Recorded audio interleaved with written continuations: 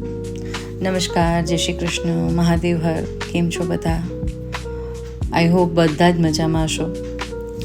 આજે છે ગણપતિ બાપાનો 10મો દિવસ અને કાલે છે અનંત ચતુર્દશી. કાલે ગણપતિ બાપાની વિદાય છે, તો મને થયું કે વિદાય પહેલાં હું થાય એટલી વિશેષ પૂજા કરું. એટલે મને એમ થયું કે ગણપતિ બાપાને ચૂરમાના લાડુ બહુ ભાવે, તો ચૂરમાના લાડુ બનાવું. આમ તો પહેલે દિવસે મેં ચૂરમાના લાડુ બનાવ્યા હતા, પછી રોજ અલગ અલગ મીઠાઈ મેં બનાવી છે. એક દિવસ સુખડી બનાવી છે, એક દિવસ મોતીચૂરના લાડુ બનાવ્યા છે, એક દિવસ સેવની ભરેજ, સેવનું દૂધપાક, રવાનો શીરો, રવાના લાડુ, મીઠા ઘૂઘરા અને ખીર, બધું અલગ અલગ અલગ રોજ પ્રસાદ, પૂરણપૂરી, નવા પ્રસાદ મેં બનાવ્યા છે અને મારા ઘરમાં બધાને ખૂબ જ ખવડાવ્યા છે.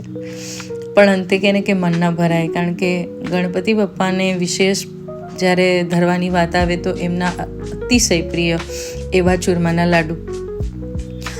સવારથી મન ઓલું કોચવાતું હતું કે ભાઈ કાલે તો ગણપતિ બાપ્પા જતા રહેશે. અંદરથી જ એમ એક રડવું આવી જાય આપને કે 11 દિવસ સુધી આપણા ઘરે મહેમાનગતિ ભોગવી ગણપતિ બાપાએ, અને એ મૂર્તિ એટલી વાલી લાગે આપને, એટલી આપણે એની પૂજા અર્ચના બધું કર્યું એની સામે બેસીને, અને 11મે દિવસે પાછું વિસર્જન. અને સર્જનહારનું વિસર્જન જ ન હોય પહેલાં તો, પણ છતાં આપણે એ મૂર્તિ વિસર્જિત કરવી પડે છે. ક્યારેક મને એમ થાય છે કે મૂર્તિ વિસર્જન કરવાનો જે સમય છે ને એ બહુ જ અઘરો થઈ જાય છે. એટલી ક્યુટ, એટલી વાલી લાગતી હોય છે મૂર્તિ, અને એ પણ પાછી ઈશ્વર એના આપણે પ્રાણ પૂર્યા 11 દિવસ, અને પછી છેલ્લે દિવસે એમનું વિસર્જન અને એમને પાણીમાં આપણે પધરાવાની. હા, એક થોડું એવું હોય કે ભાઈ આવતા વર્ષે ભગવાન પાછા આપને દર્શન દેશે, આવતા વર્ષે આપને પાછો વિશેષ લાવો દેશે, ગણપતિની પાછી નવી મૂર્તિ લેશું, કંઈક અલગ શણગાર કરશું, કંઈક અલગ કરશું, બધું છે. પણ જ્યારે 11 દિવસનો એક બોન્ડિંગ થાય છે ઈશ્વર સાથેનું, એ હું તો રડી જ પડું છું. સવારની રડ જ કરું છું. મને અંદરથી જ એમ થાય છે કે ઈશ્વર આવે એ ગમે, પણ જાય તો ના જ ગમે. બટ થોડુંક એ પણ છે કે હવે નવરાત્રા આવે છે, જગદંબાના નોરતા આવે છે, એની પણ વિશેષ પૂજા, ગરબો ઘરે પધરાવીને સરસ મજાની પૂજા કરશું, ગરબા ગાશું, આદ્યશક્તિની આરતી, વિશ્વંભરી સ્તુતિ વગેરે, સપ્તશતીના પાઠ, દુર્ગા સપ્તશતીના પાઠ વગેરે થશે. એટલે અંદરથી એ પણ છે, થોડીક એક્સાઇટમેન્ટ પણ છે કે હવે માતાજી આવવાના છે, માતાજીનું પ્રાગટ્ય 9 દિવસ સુધી થવાનું છે. એ પણ દશેરા સુધી ધમધમાવશે, આખા સૌરાષ્ટ્ર ગુજરાતને ગરબા ઘેલું કરશે. ગરબા થી આખું સૌરાષ્ટ્ર, ગુજરાત, અને હું તો કહું ને કે દેશ વિદેશની અંદર ઢોલ વાગશે. એટલે માતાજીના આગમનની પણ તૈયારી છે જ. એટલે થોડું એ પણ છે, પણ છતાં અંદરથી એક વસ્તુ છે કે ઈશ્વર આવે ને એ જ ગમે, જાય એ તો ના જ ગમે.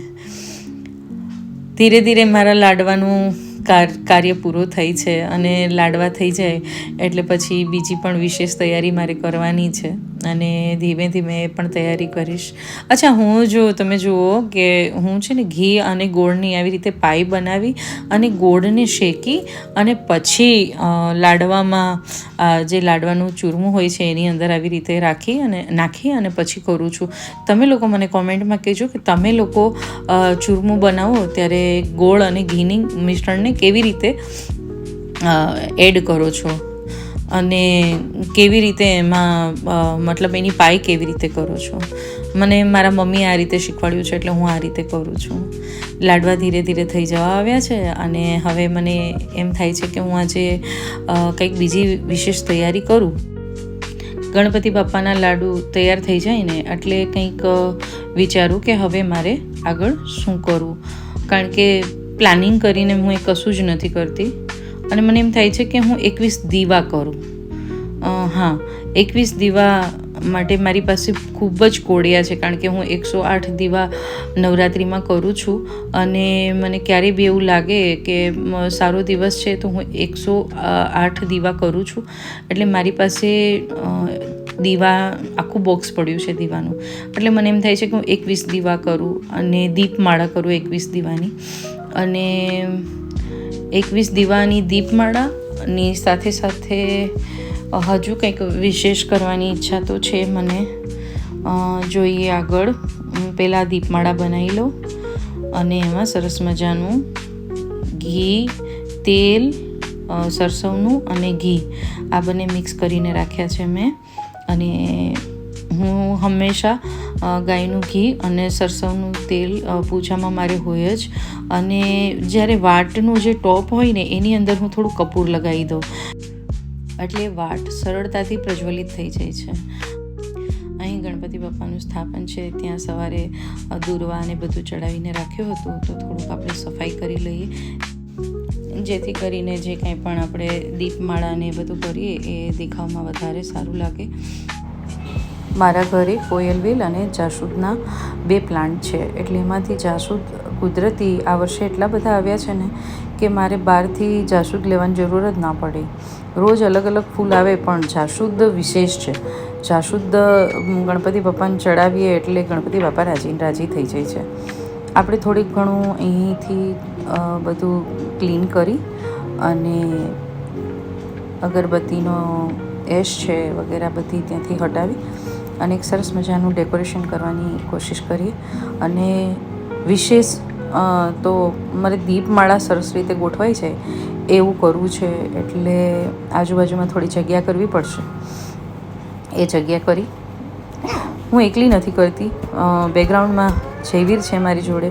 જયવીર મને બધી જ હેલ્પ કરે છે અને એકલા હાથે આ બધું થાય પણ નહીં. કોઈને કોઈ તો ઘરનું સભ્ય હોય જે આવી રીતે મદદ કરે તો જ થાય. અચ્છા, આ પાત્રની અંદર મને એમ લાગે છે કે હું સરસ મજાનું ફ્રૂટ ગોઠવું એટલે વધારે સારું લાગશે. આ પાત્રની અંદર કેળના પાનને રાખી, અને કેળનું ઝાડ પણ મારા ઘરે જ છે, મને કેળ ખૂબ જ ગમે એટલે કેળનું ઝાડ પણ મેં રાખ્યું છે. અહીં 2 થાળી રાખી અને એના પર પણ આપણે કેળના પાન રાખીએ, જેથી કરી અને થાળી ગરમ ન થાય. દીવા પ્રજ્વલિત કરીએ એટલે દીવાને લીધે થાળી ગરમ થાય, તો એમાં મોઇશ્ચરનો ભાગ રહેશે કેળમાં, એટલે થાળી ગરમ નહીં થાય.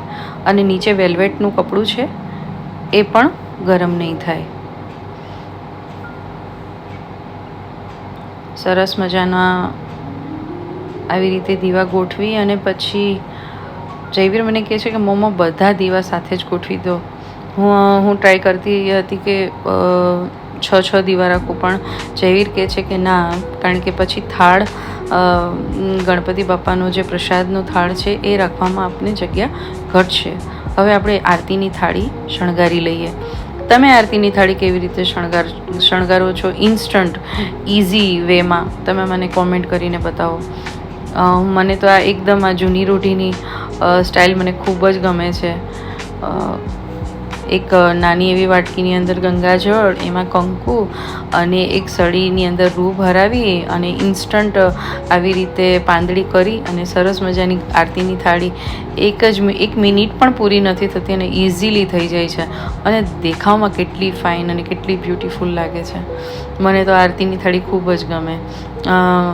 આરતીની થાળી થઈ ગયા પછી આપણે હવે ધીરે ધીરે મહેમાનો આવવા લાગ્યા છે, તો એનો પણ આપણે આવકાર આપીએ અને થોડીવાર એની સાથે પણ ધોળ અને કીર્તન અને એ બધું કરીએ અને માણીએ આપણે સરસ મજાના દુહા, છંદ, ધોળ, કીર્તન, આરતી. આજે વિશેષ છે, આજે કીધું ને મેં કે આજે વિશેષ છે. આજે મારે ગણપતિનો છેલ્લો દિવસ નહીં, પણ આજે તો વિશેષ પૂજન અને વિશેષ દિવસ છે. ગણપતિ બાપા જવાના નથી, ગણપતિ બાપા વહેલા આવે ને એની આ તૈયારી છે.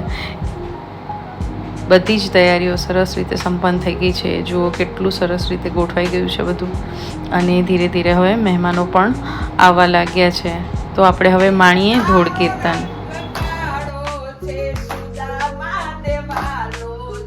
તારો રંગ કાળો છે, સુદામાને વાલો છે.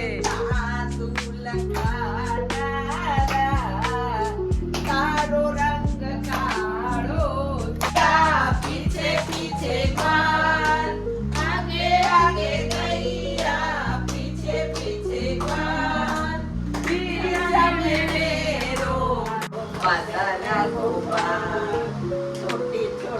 गैया छोटे छोटे ग्वाल मेरो मदन। गजानन गणपति महाराज की जय।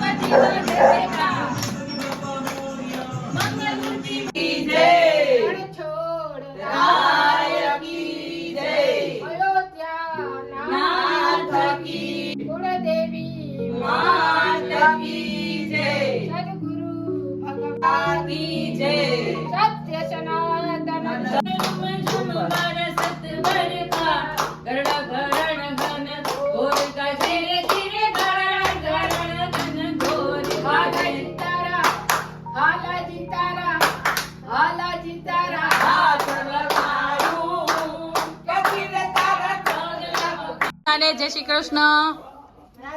રાધે રાધે રાધે રાધે બધાને. Bye bye. આવજો.